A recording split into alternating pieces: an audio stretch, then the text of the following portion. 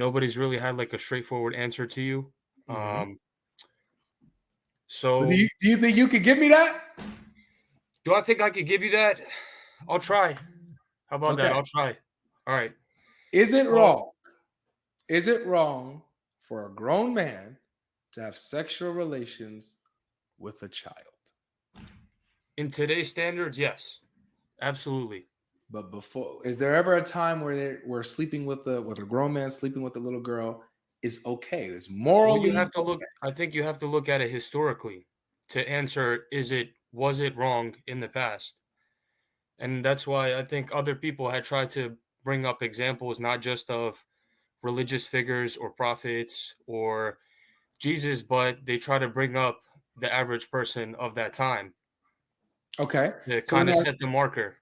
you this then. So is what determines what is right and wrong what's popular and what's being done culturally and in the time in the era? Is that what determines what's right and wrong? No, absolutely not. Because if you look at the culture now, it's garbage. Okay. Look at the way the civilization is going now, what people are doing, Mhm. and what's popular. Like, no, absolutely not.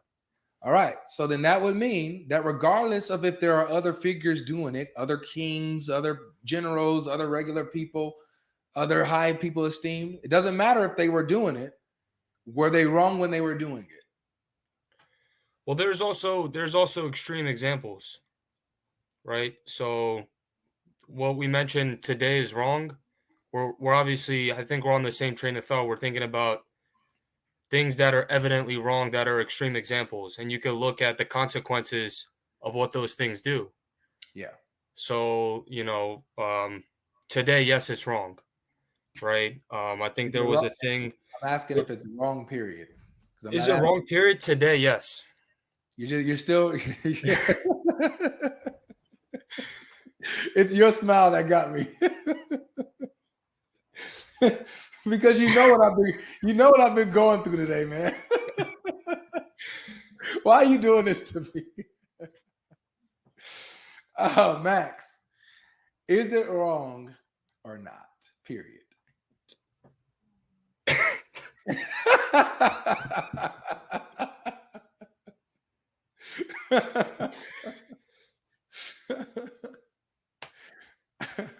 All right.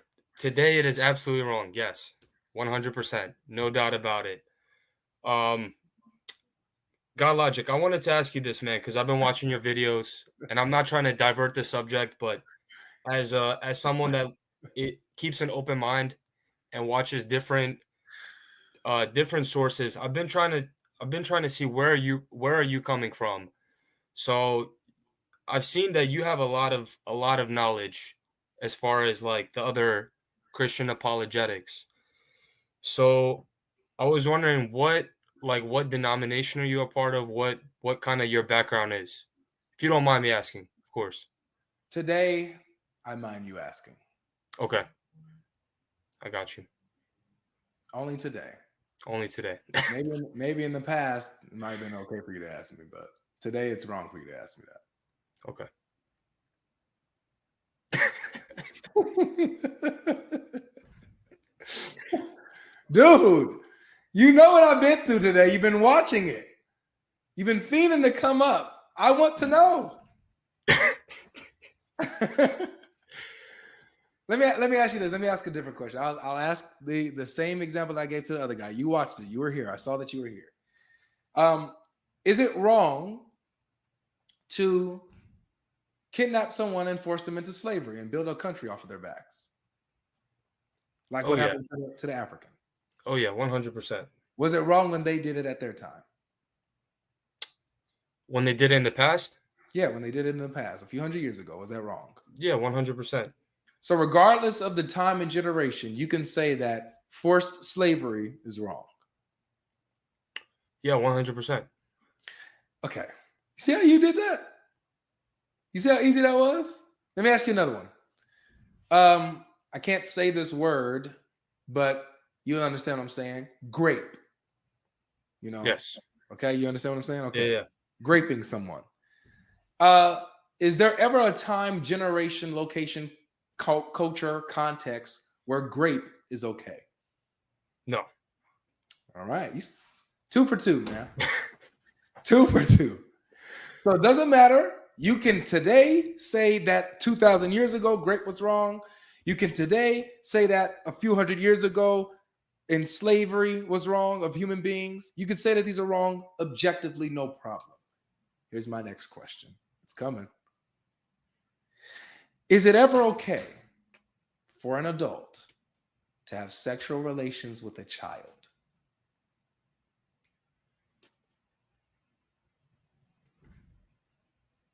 Personally, I would say no.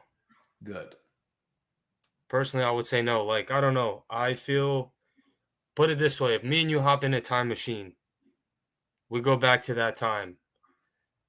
Or, I mean, that's different though, because we're coming from this time, you know? So, but personally, I would say no. I would say no. I don't think that That's it. under normal circumstances, no, that's not right. I seen What's people in it? the chat writing some extreme stuff that like What's in an the abnormal? Wait, what's an abnormal? What's an abnormal Okay, circumstance? I Would was have I to was be, reading the chat. I saw some guy write that like in the desert, people only live till about like 20, 30 years old. So they had to start reproducing earlier or which is something a like that lie. to keep. Muhammad lived to 54. His friend lived older than him. Ali lived older. All of these people lived old. Yeah, yeah. I'm not saying about this specific. I'm talking about in like a certain circumstance. I don't know, right? But I would say like as a general type of thing, I would say no, that's not right. Okay. So, okay. So so it's not okay in any point time, generation era, you would say it's not okay for an adult to have sexual relations with a child. That is correct. Your conscience. Okay. Good. I'm glad. So then here's my question now. Why do you follow Muhammad? I mean, I'm new, man. I'm new to this, so like, I don't know. I came from Orthodox Christianity. Mhm. And I would think that kind of what drew me to Islam was just like the monotheism aspect of it. To me, it was hard to kind of I wouldn't say comprehend. I think I got the idea of the Trinity, for example. Like it wasn't something that I wouldn't be able to explain, but it was, I don't know how to say it. I guess it was unnatural to me Okay. in a So, sense. so if you come from Orthodox Christianity, then you're familiar with the verse in the Bible where Jesus says, beware of false prophets who will come, and they will come deceiving many. And how you can tell a false prophet is that you'll recognize them by their fruits. You're familiar with that, right? Yeah. So, by the fruits that you see that Muhammad bears, this one being one of them, does he seem like he's a true prophet?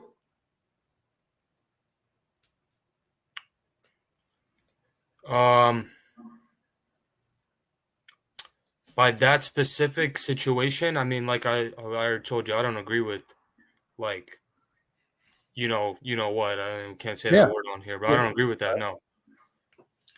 Good. What about not just his actions, but if he taught this? Like if he said, God said this was okay. Did he? I really don't know. Like, He did.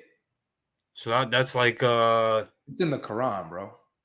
yeah, I know. Can you pull it out? Can we Oh pull yeah, this of out? course, Let's do man. that. Of course, I got you, bro. I got you. I got you.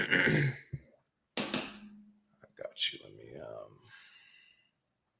go ahead and share my screen right quick.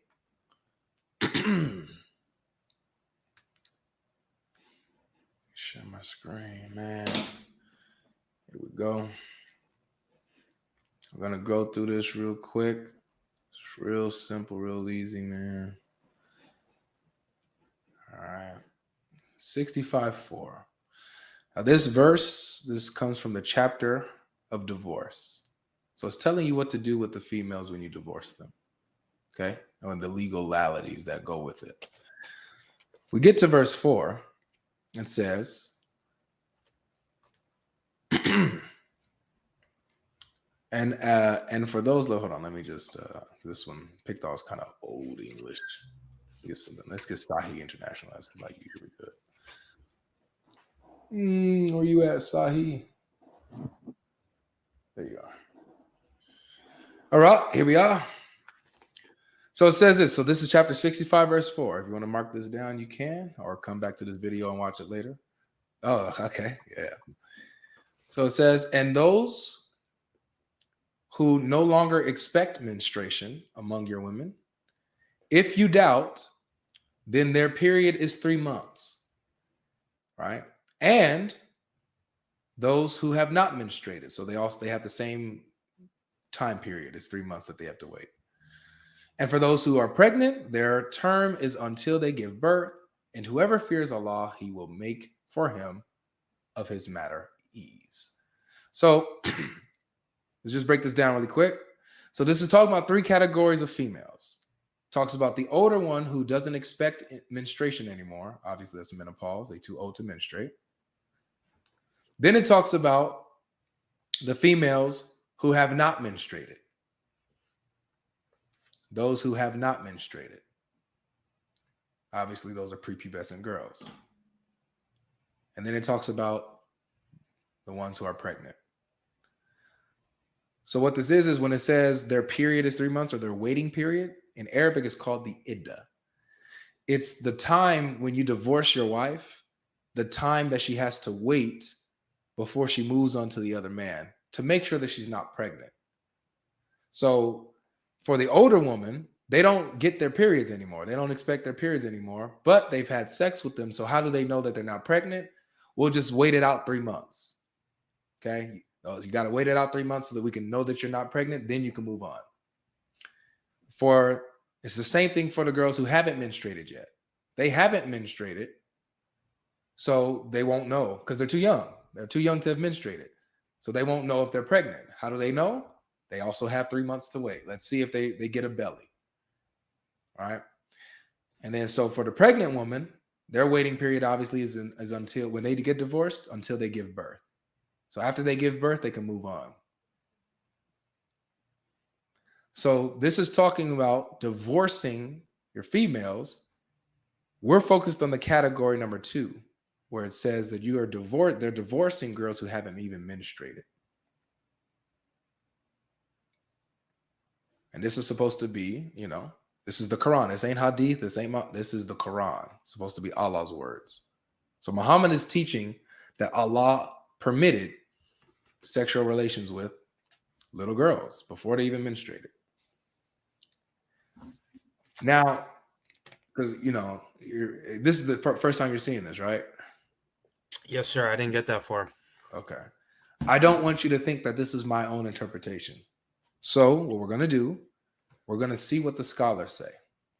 How do the scholars interpret this? Do they, they interpret it differently, or do they match exactly what I'm saying? So let's see. We're going to go to the scholars.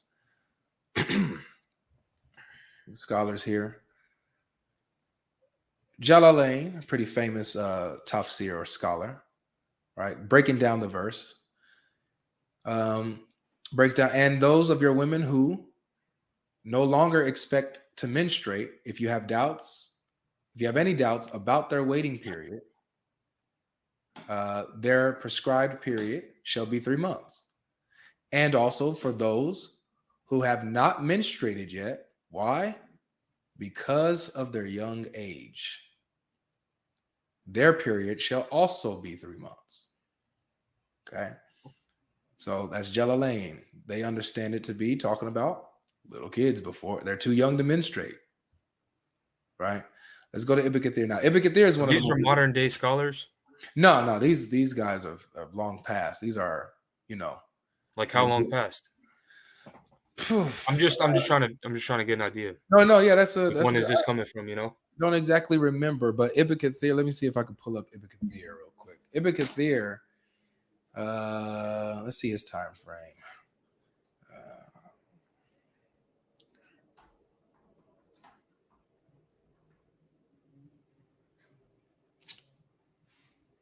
When Ibn Kathir come around? All right, so the 1300s. So Ibn Kathir was around the 1300s. And Jalalain. Wow. Jalalain might be a little, but yeah, these guys are dead. But Ibn Kathir and Jalalain, they're well respected. Ibn Kathir is really famous, bro, especially in Sunni Islam. He's one of the go-tos. You have him, you have Al-Tabari, you have Qurtubi, you have a few others. But Ibn Kathir is one of those dudes, you know? So let me show you what he says. So he breaks down the verse, Ibn Kathir. The iddah of those in menopause and those who do not have menses. He says, Allah the Exalted clarifies the waiting period of the woman in menopause, and that is the one whose menstruation has stopped due to her older age. Her iddah is 3 months instead of the 3 monthly cycles for those who menstruate, which is based on chapter 2, verse 228. Now, this is the part right here, Max. The same for the young who have not reached the years of menstruation. Their iddah is 3 months like those in menopause. This is the meaning of his saying. So he gives the meaning. And for those who have no courses or those who have not menstruated, that's what that means. They're too young. So they're divorcing girls before they even hit puberty. Now, let me show you that it's even worse than that. Because somebody might say, oh, well, you know, maybe they get marriage contracts. Yes, they get married, but they don't consummate, right? They have marriage contracts drawn up, but they don't consummate until they hit puberty. No. The fact that they have a waiting period, bro, the fact they have a waiting period, a 3-month waiting period in iddah, that means that their husbands slept with them. Because the whole purpose of the iddah is to make sure she's not pregnant so that she can move on. So if you didn't touch her, she doesn't have an iddah. And the Quran actually says this. Let me show you that. The Quran says, if you haven't touched her, she doesn't have a waiting period. Let me show you. The Quran is real clear on this issue. Chapter 33, verse 49.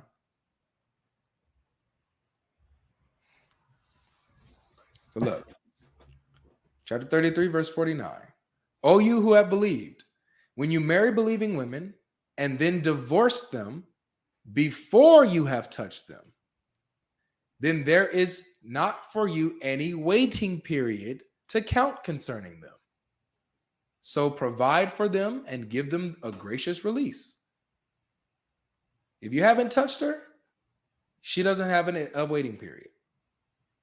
We have a saying here because of this, because the word is iddah. Remember, the waiting period is called an iddah. We say, no hitta, no iddah.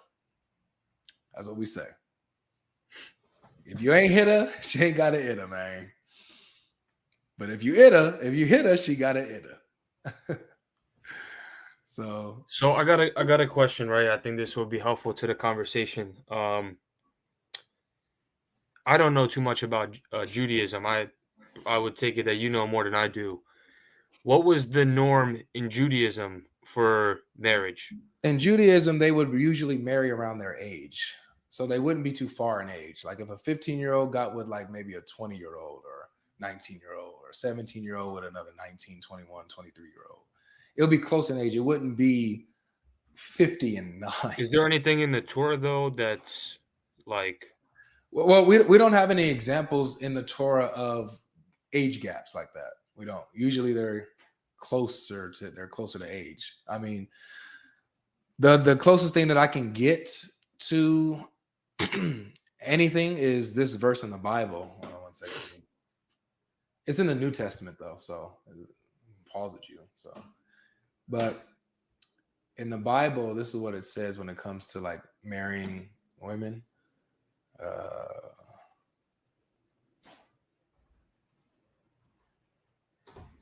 me get this verse for you.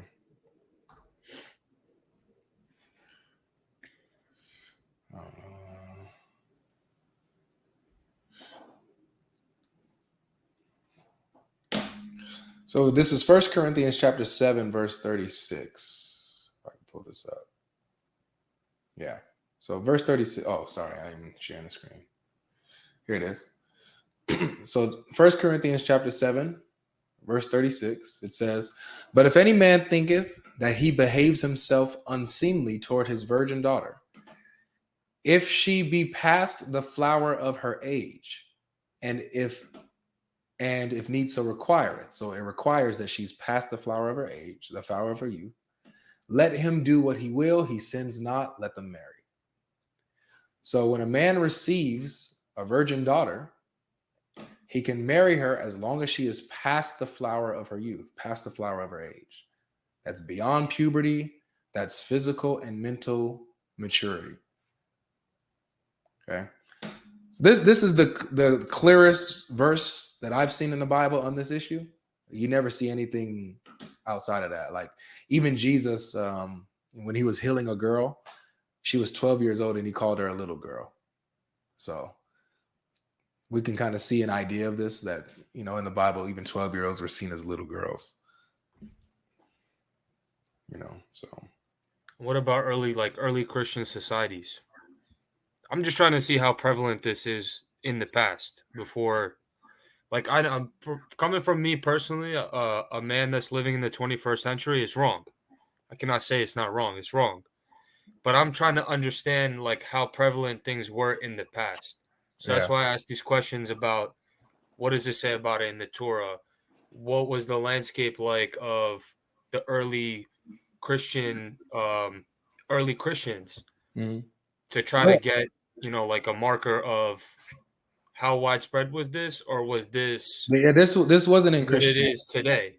Yeah, this wasn't in Christianity. In fact, I mean, you even have the Byzantine Empire that raised, like they used to have an age of what's it called? An age of consent, Consent? I guess. Mhm. Yeah. Theirs was higher than Arabia.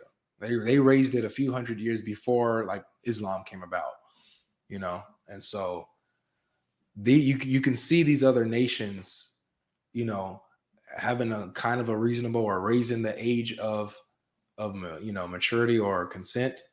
You can see that happening around different nations, but within Islam, it's, it doesn't matter as long as her father gives her a marriage, go away her marriage. It's okay without her consent. You know, as long as there's an agreement between the guardian of the girl and the man who's interested, they can go ahead and do what they want. So, but this is Islam though, bro. This is the part of Islam that they did not show you, nor would they have ever showed you this. They would have never showed you this. They would have never showed you this because they know that if you're outside of Islam, this will turn you off completely. But when you're in Islam, then you can possibly struggle with it. You know, so. But this right here, bro. You think that this is that this is I from mean, God? look, man, I came in kind of on like on my own. Like for example, I just told my mom yesterday. Mhm. Obviously, she didn't take it too well, but like she had thought that I was influenced by somebody, and that's I don't know. Maybe she thought I maybe had some Muslim friends, became Muslim because hanging out with them or something like that. Yeah.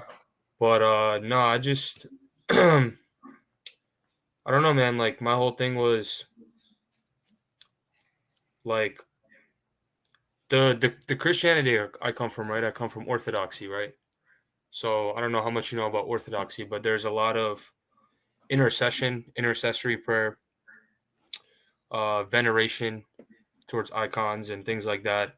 That's And it in was just, Islam too. huh? That's in Islam too.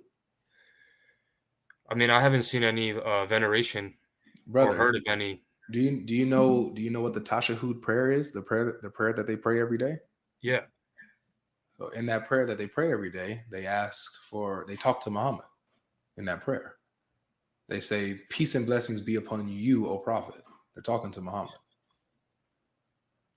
Are you sure? Because I thought that's a prayer to God, kind of It's a not intercessing through someone to God, but it's a vice prayer. versa, like It's a praying prayer. to God for. It's a prayer to Allah and to Muhammad. It asks Allah to put blessings and stuff upon Muhammad, and then they address Muhammad directly. May peace and blessings be upon you, O Prophet. So they're asking Allah to bless him, but they're talking to him directly. That's called the Tashahhud prayer, the No, I prayer know what that it they do is. every Let day. me pull it up because I didn't I didn't interpret it that way. Okay. Let me see if what you're saying, like if I for you alone, no person, goodness, peace upon you. Yeah, that's in Islam as well. So it says this English translation. All greetings of humility are for Allah, and all prayers and goodness. Peace be upon you, O Prophet, and the mercy of Allah and His blessings. Yep, you hear that? So I don't know, man. I think it depends on the tone. Like to me, it sounds like that prayer is to God, What do you mean it and depends on the because tone? in Islam, that's a greeting, right? No. Salam alaikum is a Are you greeting. It's a are you greeting. It's the so way you're Muslims greet so each other. you're greeting a dead man. You're greeting Peace Muhammad. be upon us and peace be upon the righteous slaves of Allah. Bear witness. You're greeting Muhammad. He's dead. Because there's a second part of this as well. Yes, there is. There's a second part to it, but my part is my focus is on the part where you guys address Muhammad. If you're saying it's just a greeting, fine. In your prayer, you're greeting a dead man. The same thing you accuse the Orthodox Christians of doing, you're doing it as a Muslim. So is it right in either case? Is my question. Is it right in Right. either case? Well, I think that Is the intercession view, is intercession in your eyes as a Christian, is that a I, practice I, that I don't see it as a bad thing because we intercede for each other here on earth. In Christianity, the explanation is that, or with the Orthodox Christians and the Catholic Christians, how they explain it is that the saints are alive. They're alive with God. The Bible says that God is not the God of the living, but the dead when they ask about Abraham, Isaac, and Jacob. He says, Jesus says, God is the God of the living, not the dead. So if we're able to pray for each other here now, then we're able to pray for each other even in heaven as God gives them ability to, hear as in the spirit. That's the view on that. yeah, But of course, of you course. don't believe Muhammad is alive with Allah. You believe he's dead. He's a dead man. He's not alive with Allah. He's not existing with Allah right now. You don't believe that. What do you mean? So like for example, like you don't believe, is Muhammad in Jannah right now? Is he in heaven, in paradise, or is he in the grave? I mean, Okay, wouldn't he be okay, in heaven? okay, yeah, no. So maybe you haven't, maybe you're not familiar with this, but there's like a Oh, state, you're waiting in the grave till the judgment. basically, Okay. yes, Okay, I basically. got you. So Muhammad is in the grave. He's not alive with Allah, so he can't receive your greeting. He doesn't hear you, but you're talking to him in your prayers. So that's a lot worse than what the Orthodox and Catholics are doing. If you're saying that what they're doing is bad, Hmm. you know. So like with these little, like these things, like these have answers. You know what I'm saying? Like I feel like if you would have just kind of researched a bit and dug deep, why this and why that, or if and compared and contrast, like being consistent with your thinking, I don't think that you would have given up. I tried to be consistent, man. I was like, say maybe like 3 years of going to church pretty regularly.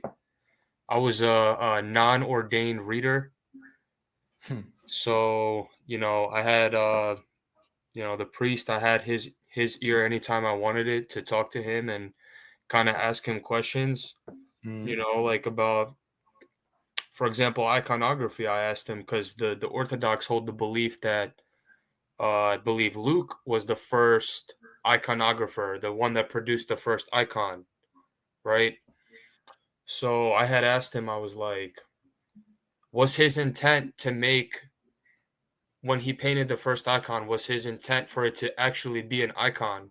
Or was it just a form of Christian art? Or was his intent that this would start what is now iconography? Right? Because if you ask an Orthodox, they'll tell you like Luke made the first icon, right? But what does that got to do with the core of the gospel message, man? That don't got nothing to do with that. I wouldn't say it has anything to do with the core of the gospel message, man, but it's like, I don't know, man. Maybe it's even the church that I came from. It was just very heavy on on saints. Okay. You know what I I mean, man? Like I extremely heavy on saints, man. yeah, Like I can to the see what point where it's like you. I would call my mom, right? Mhm. Talk about how her day's been going, Yeah. whatever. And of course, your mom, bro. So I don't know if your mom is alive, not alive. I mean, Yeah, I she's hope she alive. is. Okay, great. So of course, man, your mom is somebody. If you have a good relationship with her, you tell her you have a tough day, or if you have something going on, right? Your family, you share things like that. And my mom, she's a pretty pious woman. She would say, depending on what I would tell her, she would say, "Oh, go pray to this saint because this is a saint of this. So you pray to him for this specific problem or for this specific question you have in life." It was never like, "Go pray to Jesus." It was always like, "Oh, you have a health problem, go pray to this saint. He was a healer saint." Or like, "Oh, you have a I financial problem or something like that." It was never like a direct, you know I what I see. mean? That's But see, kind of, but what is that? See, but here's my thing though. With you being an individual, if you have a problem with that, the you can go straight to the scriptures and see, and even the church fathers, how they talk about going straight to Christ and how he's your mediator and intercessor. Like, you don't, that's not what's necessary. And I don't think that that's what orthodoxy or even Catholicism teaches, that that's what you need to do to get certain things. That's not what they teach. But so I don't know what your mother's saying or what, but that sounds like it's like it's a little misleading there. The Bible is pretty clear. You come straight to Christ and he will do what it is that you ask him. He It's says, not come just to her, me. man. It's a lot of Orthodox people. I don't know how many Orthodox people you've met, but it's very prevalent. You know So what I then, mean? so let's talk about the gospel then, because if you're saying that people are like, is it because what people are teaching and what people are doing, that's what turned you away from Christ? Because it sounds like, because there's a difference here. Christ says, "Come to me." The Bible says that you have one I mean, mediator. I would say it's the only form of Christianity that I was ever exposed to. I was born into that church. But did you have a Bible? Did I have a Bible? Yeah. I mean, this is an Orthodox Bible, but I have another Bible. Yeah, I have a couple Bibles. You open up that Orthodox Bible, go to John chapter 14. Open it up.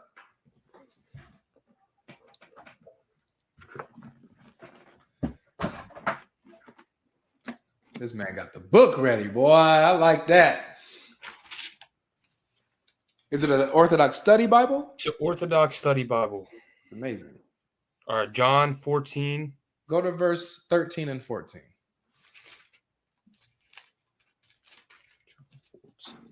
Y'all hear those pages turning, y'all? Putting y'all to shame who don't have y'all Bibles, man.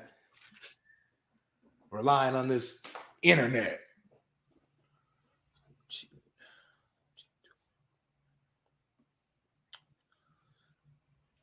All right, so 14, 12. 12 to 14. Okay, got it. Go ahead, read that. What does it say? All right. So it says, "Most assuredly I say to you, he who believes in me, the works that I do, he will do also, and greater works than these he will do, because I go to my Father. And whatever you ask in my name, that I will do, that the Father may be glorified in the Son. If you ask anything in my name, I will do it." So you see how Jesus says, come straight to him? In this verse, yes. Yeah. You can come straight to him and he will do it. You come in his name, he will answer you. Now, this doesn't negate being able to ask the brothers and sisters that are in heaven with God who can intercede to Christ for you. Just like we ask, "Hey, brother, can you pray for me?" That's how they see that. This doesn't negate that. But ultimately, the core is you can go straight to Christ. He is who you come to. He's who you come to straight away. You know what I'm saying? That's it. I'll give you another one. Go to Matthew chapter 11.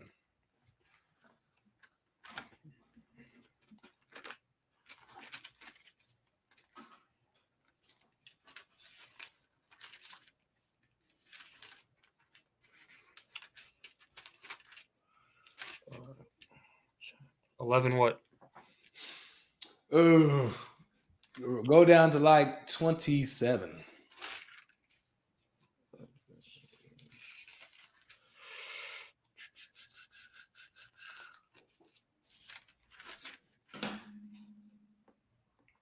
Thank you, sister. Appreciate it. Thank you so much. Okay. What does it say? 27.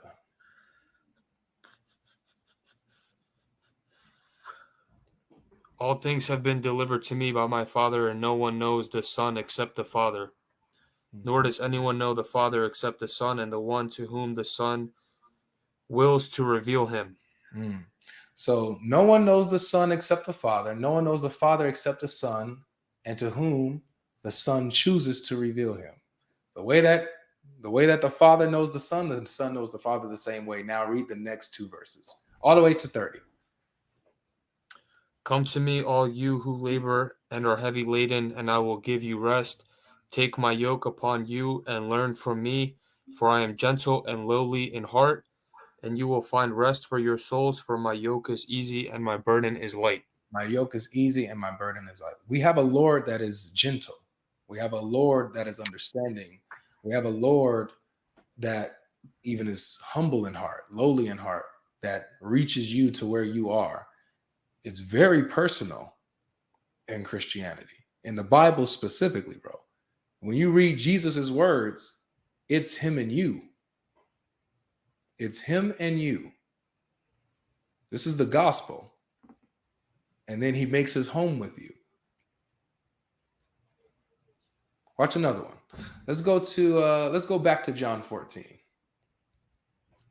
You see, I love this. Come to me, all who labor and are heavy laden, and I will give you rest. Nobody else. Not Moses, not anybody else. Jesus. He will give you rest.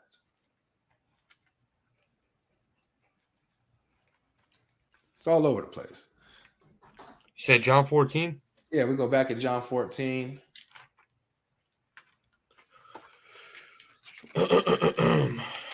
I think you know this verse. Read verse 6. Jesus said to him, I am the way, the truth, and the life. No one comes to the Father except through me. Except through me. I'm the way. I'm the truth. I'm the life. No one comes to the Father except through me. It's you and it's Jesus. Nobody else. You and Jesus. Let's go down. Go down to verse 18.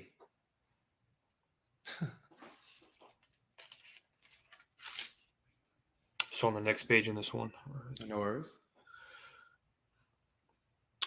I will not leave you orphans. I will come to you. A little while longer, and the Hey, world will stop see. there. Is Stop that there. it? No? Well, it's going to keep going. It's really good. But Okay. he says, I will not leave you as orphans. I will come to you. Him. He will come to you. He won't leave you as orphans. That's what he continues to reassure us in the gospel. That he's the one that's with us. Keep going. A little while longer, and the world will see me no more, but you will see me because I live. You will live also. At that day you will know that I am in my Father, and you in me, and I in you. Stop there. You see how personal this is? We live because he lives, we will live as believers. Because he lives, we have that assurity.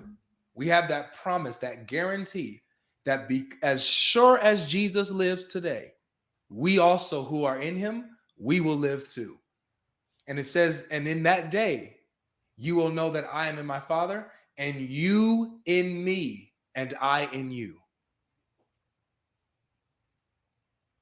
There's not a single verse in the Quran like this where Allah speaks like this.